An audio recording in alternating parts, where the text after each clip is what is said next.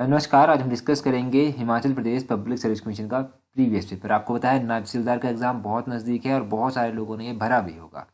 तो देखो, अभी हम जो है वो फोकस करेंगे ऐसे सेक्शंस के ऊपर जहाँ से क्वेश्चन रिपीट हो रहे हैं। जैसे कि पॉलिटी के कुछ क्वेश्चन रिपीट हो रहे हैं, तो आज पॉलिटी के क्वेश्चन देख लेते हैं। अगले कल कुछ और सेक्शन देख लेंगे।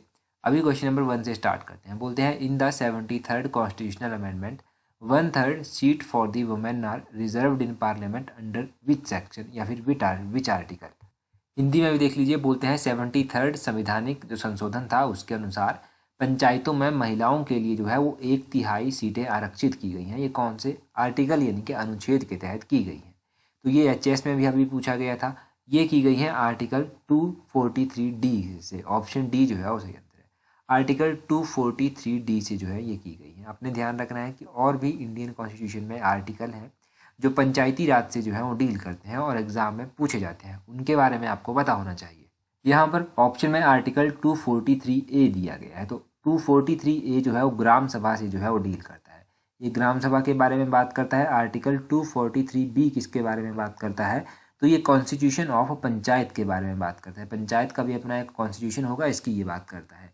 आर्टिकल 243 किसकी बात करता है? ये बात करता है कंपोजिशन ऑफ पंचायत की। पंचायत का कंपोजिशन होगा तो इसकी बात ये करता है। आर्टिकल 243D किसकी बात करता है? तो ये रिजर्वेशन ऑफ सीट्स की बात करता है। 1/3 सीट्स जो है वो महिलाओं के लिए रिजर्व होंगी। ये भी ध्यान रखिएगा, अगर क्वेश्चन पूछा गया कि कितनी सीटें रिजर्व होंगी तो 1/3 सीट्स, ये ध्यान रखना है। कौन सी कॉन्स्टिट्यूशनल अमेंडमेंट है? 73rd कॉन्स्टिट्यूशनल अमेंडमेंट है। ये अमेंडमेंट एक्ट कौन से ईयर का है? 1992 का ये है। ये आपने ध्यान रखना है ज़रूर। 1992 का ये एक्ट है। और यहाँ से और क्या क्वेश्चन बन सकता है कि इंडियन कॉन्स्टिट्यूशन का कौन सा शेड्यूल जो है वो पंचायतों के साथ डील करता है? तो शेड्यूल नंबर 11वें नंबर का शेड्यूल जो है वो डील करता है। ये सारे क्वेश्चन हैं पंचायतों से रिलेटेड जो आपने ध्यान रखना है। अगला क्वेश्चन देखिए, मोस्ट इंपॉर्टेंट क्वेश्चन है। बोलते हैं electoral college of for the election of president of India consist of. तो बोलते हैं जो भारत में राष्ट्रपति हेतु चुनाव मंडल होता है उसमें निम्नलिखित कौन कौन से जो है लोग सम्मिलित होते हैं? देखो, अभी प्रेसिडेंट के इलेक्शन हुए थे तब हमने डिस्कस भी किया था और ये क्वेश्चन एग्जाम में बहुत बार पूछा भी गया है।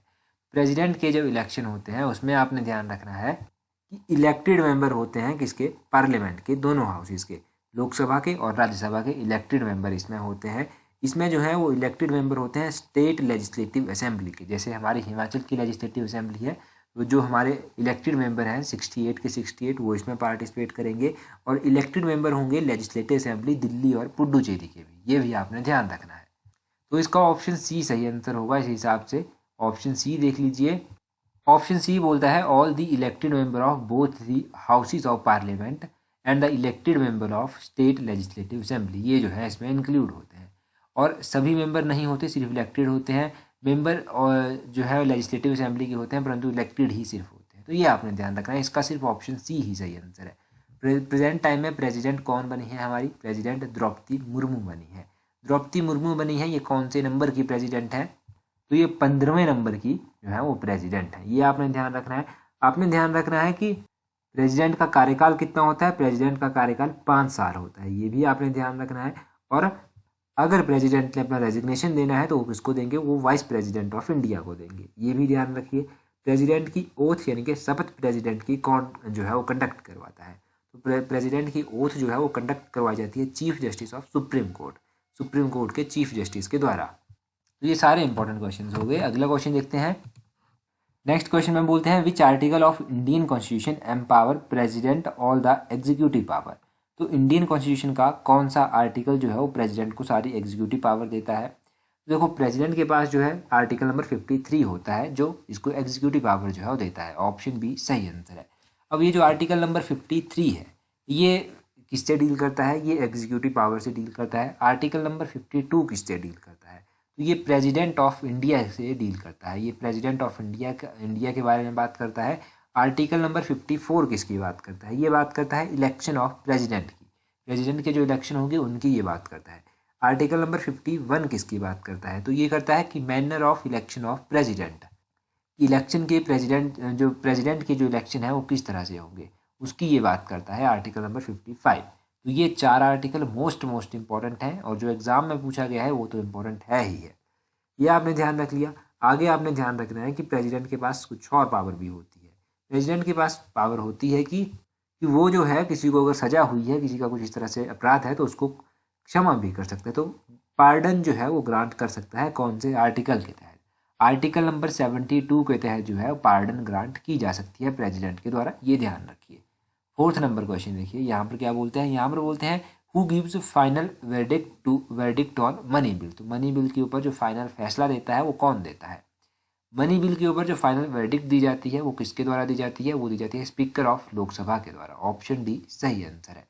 देखो क्वेश्चंस डेफिनेटली ऐसे ही क्वेश्चंस जो है अभी आने वाले एग्जाम्स में पूछे जाएंगे। फ़र्क क्या होगा, क्वेश्चन थोड़ा आगे पीछे कर दिया जाएगा, क्वेश्चन की स्टेटमेंट बना दी जाएंगी, बस वही फ़र्क होगा।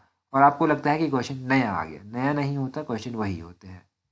मैं मनी बिल के बारे में थोड़ा सा आपको बता देता हूँ। मनी बिल देखो हमेशा ही जब भी इंट्रोड्यूस किया जाएगा तो लोकसभा में इंट्रोड्यूस किया जाएगा। ये इंट्रोड्यूस किया जाएगा सिर्फ और सिर्फ मंत्री के द्वारा ही, मिनिस्टर ही जो है इसको इंट्रोड्यूस कर सकता है। और किसकी रिकमेंडेशन के ऊपर इसको इंट्रोड्यूस किया जाएगा? इसको इंट्रोड्यूस किया जाएगा only on the recommendation of president. President की सहमति पर ही जो है वो इसको जो है इंट्रोड्यूस किया जाएगा। राज्यसभा के पास जो है इस बिल को लेकर ज़्यादा पावर्स नहीं होती। राज्यसभा जो है इस बिल को ना ही रिजेक्ट कर सकता है, ना ही इसको अमेंड कर सकता है, ना ही इसमें कोई चेंजेस कर सकता है। राज्यसभा के पास जब ये बिल जाता है तो सिर्फ 14 दिन का टाइम होता है उनके ऊपर, वो कुछ भी करें उसके बाद ये पास हो ही जाता है अगर लोकसभा से ये पास एक बार हो गया। और ये बिल इतना इम्पोर्टेंट होता है कि अगर ये बिल मान लो कहीं लोकसभा से पास नहीं हुआ, तो ये बिल लोकसभा में हार जाता है, तो क्या होगा, जितना भी जो गवर्नमेंट होगी उसको रेजिग्नेशन जो है वो करना पड़ेगा। गवर्नमेंट का फेलियर जो है वो एक तरह से माना जाता है इस बिल को लेकर, अगर ये बिल पास नहीं हो पाता। इंडियन कॉन्स्टिट्यूशन का आर्टिकल नंबर 110 जो है वो मनी बिल की बात करता है, ये भी ध्यान रखिएगा। तो ये सारे क्वेश्चन हो गए। अगला क्वेश्चन देखिए 5 नंबर क्वेश्चन, बोलते हैं within which time period an ordinance promulgated by the president be laid down before the both the houses of parliament after their reassemble. Hindi में भी क्वेश्चन को समझिए, अगर इंग्लिश में समझ नहीं आता है। बोलते हैं राष्ट्रपति द्वारा जारी अध्यादेश संसद सत्र प्रारंभ होने के कितने समय के अंदर जो है वो सदन के पटल पर रखना पड़ता है। देखो इस क्वेश्चन का सही आंसर क्या होगा, देखो राष्ट्रपति द्वारा जो अध्यादेश संसद सत्र के प्रारंभ में जो है वो इंट्रोड्यूस किया जाता है वो कितने दिनों के भीतर जो है वो रखना पड़ता है। तो देखो ये होता है 6 वीक्स के अंदर रखना पड़ता है। ऑप्शन सी सही आंसर है। अब ऑर्डिनेंस की पावर जो है वो प्रेसिडेंट के पास है। कौन से आर्टिकल के तहत है? आर्टिकल नंबर 123 आपने ज़रूर याद रखना है, ये ऑर्डिनेंस की बात करता है।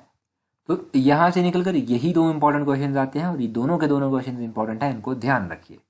अगला क्वेश्चन है क्वेश्चन नंबर 6। क्वेश्चन नंबर 6 बोलते हैं how many writs can Supreme Court of India issue under article 32। तो बोलते हैं आर्टिकल नंबर 32 के तहत जो है वो सुप्रीम कोर्ट जो है वो कितने प्रकार की रिट्स जो है वो इशू कर सकता है। अब ये रीट का क्वेश्चन भी एग्जाम में पूछा जाता है। सुप्रीम कोर्ट 5 तरह की रीट जो है वो इशू कर सकता है under article 32 of Indian constitution. Option B सही आंसर है। ये आर्टिकल 32 जो है आपने ध्यान रखना है, फंडामेंटल राइट की लिस्ट में जो है वो आता है और ये बात करता है राइट टू कॉन्स्टिट्यूशनल रेमेडीज़ की। आपको लगता है कि आपके फंडामेंटल राइट का जो है वो पालन नहीं हो रहा, आपके फंडामेंटल राइट जो है एक्सप्लॉइट हो रहे हैं, हनन हो रहा है, तो आप सुप्रीम कोर्ट में डायरेक्टली जा सकते हैं। आपके पास 5 तरह की रिट होंगी। एक हैबस कॉर्पस रिट होती है, एक मैंडामस रिट होती है, एक प्रोहिबिशन रिट होती है, एक सेरेटोरियल रिट होती है और एक क्यू वारंटो रिट होती है। ये 5 तरह की रिट जो है वो आपके पास होती है, इनके थ्रू आप जा सकते हैं या फिर सुप्रीम कोर्ट ये रिट जो है वो कर सकता है। अब इन रिट के तहत अलग अलग चीज़ें होती हैं। अगर मान लो सुप्रीम कोर्ट को लगता है कि कोई भी पब्लिक ऑफिशियल जो है अपनी ड्यूटीज़ परफॉर्म नहीं कर रहा, सुप्रीम कोर्ट उसको कमांड दे सकता है कि अपनी ड्यूटीज़ जो है वो परफॉर्म करो, तो वो रिट आती है मैंडामस रिट। इसमें सुप्रीम कोर्ट कमांड कर सकता है किसी भी पब्लिक ऑफिशियल को कि अपनी ड्यूटीज़ परफॉर्म करो। इस रिट के बारे में आप ये याद रखिए, शायद ये पूछी भी गई थी एचएस में, इस तरह की रिट एक, वो ध्यान रखना है। बहुत ही कॉमन क्वेश्चन है परंतु जो जानकारी निकल कर आ रही है उसको ज़रूर ध्यान रखिएगा। अच्छा, हाई कोर्ट भी जो है वो रिट इशू कर सकता है। आप मुझे कमेंट करके बताइए कि हाई कोर्ट कौन से आर्टिकल के तहत जो है वो रिट इशू कर सकता है। जल्दी से कमेंट करके बता दीजिए, आपका भी एक अच्छा रिवीजन हो जाएगा। अगला क्वेश्चन देखिए, क्वेश्चन नंबर 7 बोलते हैं idea of directive principle of state policy has been borrowed from the constitution of which country. तो बोलते हैं हमारा जो इंडिया है उसने directive principle of state policy का जो आइडिया था वो कौन सी कंट्री से जो है था वो बोरो किया था। हमने ये आइडिया बोरो किया और हमने ये आइडिया बोरो किया आयरिश कॉन्स्टिट्यूशन से, आयरलैंड के कॉन्स्टिट्यूशन से। ऑप्शन बी जो है वो सही आंसर है। आयरलैंड का जो कॉन्स्टिट्यूशन था वहाँ से हमने directive principle of state policy जो था वो अडॉप्ट किए। वहाँ से हमने nomination of member of Rajya Sabha, Rajya Sabha में आपको पता है मेंबर नॉमिनेट किए जाते हैं, वो प्रोसीजर भी हमने कहाँ से लिया, आयरलैंड से लिया। ब्रिटेन का कॉन्स्टिट्यूशन था, ब्रिटेन के कॉन्स्टिट्यूशन से हमने क्या चीज़ें ली, तो ब्रिटिश कॉन्स्टिट्यूशन से जो था हमने क्या क्या लिया, वहाँ से हमने एक तो सिंगल सिटीजनशिप ले ली, वहाँ से हमने जो था वो पार्लियामेंट्री गवर्नमेंट की फॉर्म ले ली, वहाँ से हमने रूल ऑफ लॉ ले लिया। तो इस तरह की चीज़ें हमने ब्रिटिश कॉन्स्टिट्यूशन से ली। यूएसए से हमने क्या लिया, मोस्ट इंपॉर्टेंट, यूएसए से हमने फंडामेंटल राइट ले लिए। हमने जुडिशियल रिव्यू जो था वो भी यूएस कॉन्स्टिट्यूशन से लिया। इंडिपेंडेंट जुडिशरी जो था वो भी हमने यहाँ से ली। इंडिया का कॉन्स्टिट्यूशन बहुत वाइड है, हमने चीज़ें चुन चुन कर जो है अपने कॉन्स्टिट्यूशन में डाली हैं। फ्रेंच का जो कॉन्स्टिट्यूशन है वहाँ से हमने क्या लिया है, तो फ्रांस के कॉन्स्टिट्यूशन से हमने क्या लिया है, यहाँ से हमने आइडिया लिया है लिबर्टी, इक्वलिटी और फ्रेटर्निटी का आइडिया। जो प्रियम्बल में आप चीज़ें देखते हैं वो हमने फ्रेंच कॉन्स्टिट्यूशन से ली है। ये सारी चीज़ें आप ध्यान रखिए, मोस्ट इंपॉर्टेंट है, पढ़ी आपने होंगी, बस रिवाइज करते रहिए। अगला क्वेश्चन को देखिए क्या बोलते हैं, बोलते हैं which article of Indian constitution provide the right to form a political party.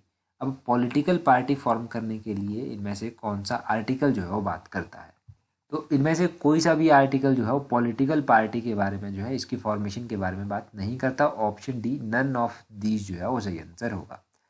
अभी हिमाचल में इलेक्शन आ रहे हैं, तो हिमाचल में मुख्य रूप से कांग्रेस और बीजेपी पॉलिटिकल पार्टीज बनी हुई हैं। एक आम आदमी पार्टी भी जो है वो यहाँ पर आई है। तो आपने क्या ध्यान रखना है, अभी जब रिजल्ट आएगा, इलेक्शन होंगे, रिजल्ट आएगा, तो आपने ध्यान रखना है कि कांग्रेस और बीजेपी के अलावा किस पार्टी के कितने सदस्य चुनकर आए। अगर कोई आपसे आता है वो ध्यान रखना है, कम्युनिस्ट पार्टी से कोई आता है वो आपने ध्यान रखना है, किसी और पार्टी से कोई आता है तो वो आपने ध्यान रखना है। वहाँ से करंट अफेयर का क्वेश्चन बनता है, हम भी ज़रूर डिस्कस करेंगे, चिंता नहीं करनी है, वो भी डिस्कस होगा हमारी वीडियोज़ में, परंतु आपको खुद से भी रिवाइज करना है। आगे क्वेश्चन में मोस्ट इंपॉर्टेंट क्वेश्चन पूछा है इन्होंने, 9th क्वेश्चन में बोलते हैं article 1 of the constitution described India as, तो बोलते हैं आर्टिकल 1 जो है वो इंडियन कॉन्स्टिट्यूशन का इंडिया को किस तरह से डिस्क्राइब करता है।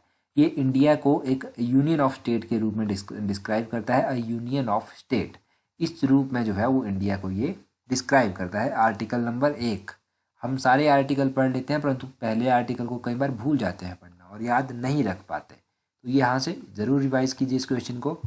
आर्टिकल 1 में वैसे name and territory of union भी आता है। आर्टिकल 1 के बाद इंडियन कॉन्स्टिट्यूशन में बहुत सारे आर्टिकल आते हैं इसके बाद, परंतु हम शेड्यूल जो है वो रिवाइज कर लेते हैं क्योंकि शेड्यूल 12 ही है। तो पहला शेड्यूल बात करता है name of state and their territory के बारे में, पहला शेड्यूल इसके बारे में बात करता है। दूसरा शेड्यूल बात करता है जो अलाउंसेस होते हैं, स्पेशल प्रिविलेजेस दिए जाते हैं president, governor, speaker, chairman, deputy speaker, Rajya Sabha, इन सब की बात जो है वो शेड्यूल नंबर 2 करता है। उसके बाद आता है शेड्यूल नंबर 3। शेड्यूल नंबर 3 बात करता है ओथ, जो शपथ दिलाई जाती है यूनियन मिनिस्टर को, कैंडिडेट जो होते हैं इलेक्शन पार्लियामेंट के जीत कर आते हैं उनको, मेंबर ऑफ पार्लियामेंट हो गया, जजेस सुप्रीम कोर्ट के हो गए, इनकी ओथ की बात जो है वो शेड्यूल 3 करता है। शेड्यूल 4 बात करता है एलोकेशन ऑफ सीट्स इन दी राज्यसभा, राज्यसभा में जो सीट्स एलोकेट की जाती है वो शेड्यूल 4 जो है वो बात करता है। शेड्यूल 4 के बाद शेड्यूल 5 जो है वो किसकी बात करता है, शेड्यूल 5 बात करता है जो कुछ स्पेशल प्रोविज़न दिए गए हैं कुछ शेड्यूल्ड एरिया को, कुछ शेड्यूल ट्राइब एरिया को, उसकी बात करता है ये 5वां शेड्यूल। छठा शेड्यूल किसकी बात करता है, ये बात करता है प्रोविजंस जो ट्राइबल एरियाज जैसे कि असम, मेघालय, त्रिपुरा, मिजोरम इनको दिए गए हैं, इनकी बात करता है शेड्यूल 6। शेड्यूल 7 किसकी बात करता है, ये बात करता है यूनियन लिस्ट, कंकरेंट लिस्ट और तीसरे नंबर की जो आपकी लिस्ट आती है स्टेट लिस्ट, उसकी बात ये करता है। 8th शेड्यूल बात करता है इंडियन कॉन्स्टिट्यूशन में जो लैंग्वेजेस दी गई हैं 22 लैंग्वेजेस की ये बात करता है, ये आपने ध्यान रखना है। और 9th शेड्यूल जो है वो किसकी बात करता है, 9th शेड्यूल एवोल्यूशन ऑफ जमींदारी की बात करता है। 10th शेड्यूल बात करता है किसकी बात करता है, एंटी डिफेक्शन लॉ की ये बात करता है। और 11th शेड्यूल किसकी बात करता है, ये पंचायतों की बात करता है। 12th शेड्यूल जो है ये म्यूनिसिपलिटीज़ की जो है वो बात करता है, ये आपने ध्यान रखना है। ये सारे मैंने शेड्यूल आपको बता दिए, एक बार आपका रिवाइज ज़रूर यहाँ से हुआ होगा। मुझे आप कमेंट करके बताइए कि इंडियन कॉन्स्टिट्यूशन का कौन सा पार्ट जो है वो डील करता है इलेक्शंस के साथ, इलेक्शंस के साथ कौन सा पार्ट जो है वो डील करता है। अभी इलेक्शंस आ रहे हैं तो पार्ट आप जल्दी से कमेंट करके बता दीजिए। अभी देखो मैं जल्दी से कुछ इंपॉर्टेंट करंट अफेयर क्वेश्चंस आपको बता देता हूँ, तो जून महीने के कुछ इंपॉर्टेंट क्वेश्चंस आप जानिए। देखो नेशनल एमएसएमई अवार्ड दिया गया, ये माइक्रो स्मॉल मीडियम एंटरप्राइजेस का अवार्ड जो होता है ये 2022 में किसको दिया गया? ये उड़ीसा स्टेट को दिया गया। ठीक है, ध्यान रखना है आपने, उड़ीसा स्टेट को दिया गया। पहला स्थान इसमें था उड़ीसा का, और दूसरा और तीसरा स्थान रहा इसमें बिहार और हरियाणा का। National MSME award 2022 Orissa, Bihar, Haryana, ये तीनों स्टेट्स आपने ध्यान रखने हैं। और इसी महीने में जो था वो एनवायरमेंटल परफॉर्मेंस इंडेक्स निकाला गया।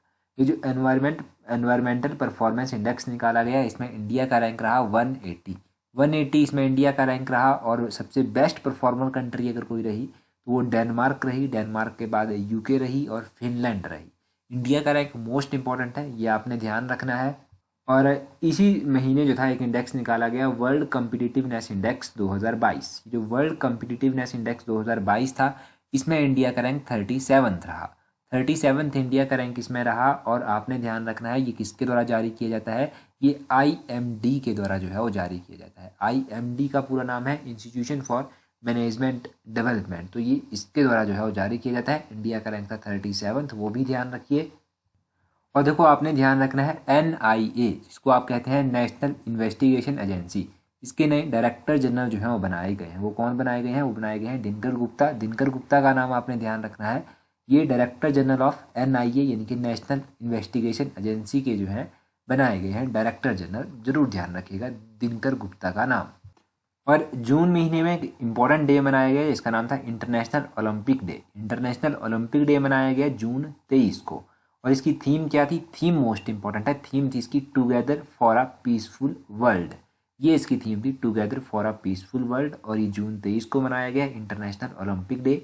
तो ये हमने थोड़े से करंट अफेयर के क्वेश्चंस भी देख लिए। एक रिवीजन करने का मोटिव होता है, वो रिवीजन हमने कर लिया। तो इस वीडियो में इतना ही काफ़ी है। So that's all for today. Thank you very much for watching and listening it very patiently.